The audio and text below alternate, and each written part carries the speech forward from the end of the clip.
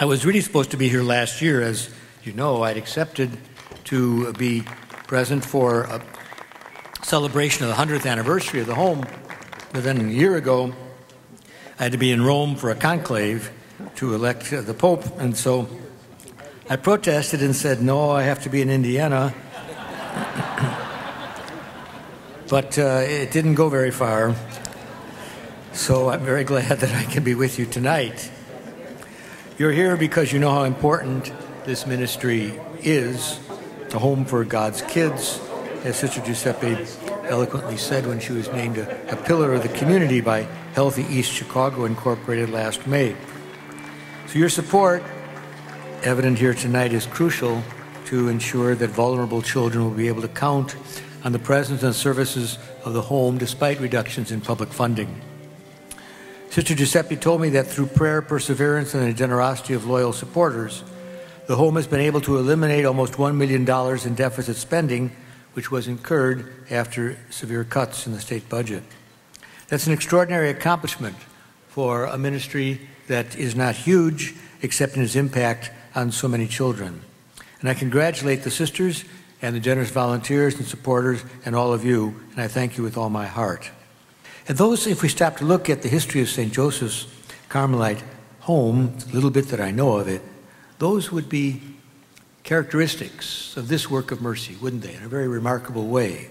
How many encounters take place there? How much dialogue, how much conversation is there where the sisters and those who are associated with them talk to the young people and try to bring them out so there can be a meeting and a relationship and not just a job?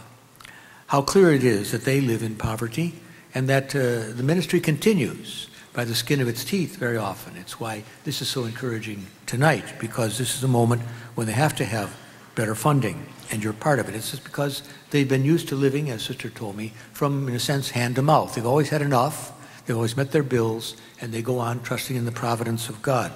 There's a sense of poverty, and before God we're all poor. It's all gift. And then God is always greater. That's true for all of us who are baptized. It's true especially for religious.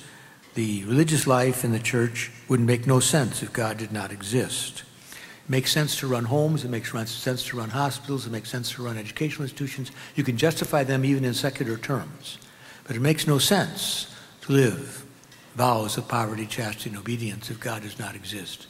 It makes no sense to found a home and a Christian marriage which is modeled after Christ's relationship to his church if God does not exist.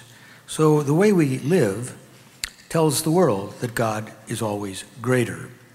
Actually, all that I've said tonight, that attitudes that protect the work of mercy, the attitude of encounter, the attitude of poverty, the attitude of confidence in God's providence, you see in the foundress of the congregation that we honor tonight, Blessed Maria Teresa of St. Joseph. When I read what she did in a very short period of time, how she came to this country and had the courage to just found house after house after house, and then leave it and go back to Europe, knowing that she left it in the hands of God and in the hands of wonderful women who have continued to follow her way in the years since her death.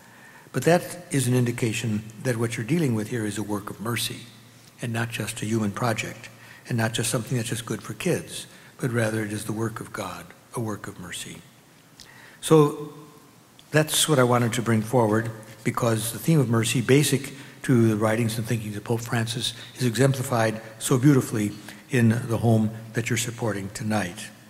The ability to understand that and what it means to be a merciful person means that we have to be open to dialogue with others and look for encounters, that there must be a certain poverty of spirit and an awareness that God is always greater. I think with those, we know that we're on the right path, and certainly this home is on the right path.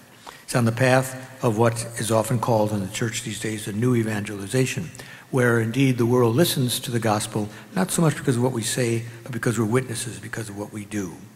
The sisters, the Carmelite sisters of the Divine Heart of Jesus, are certainly witnesses, along with their children and the staff, and so are all of you by coming here this evening. With all my heart, I thank you.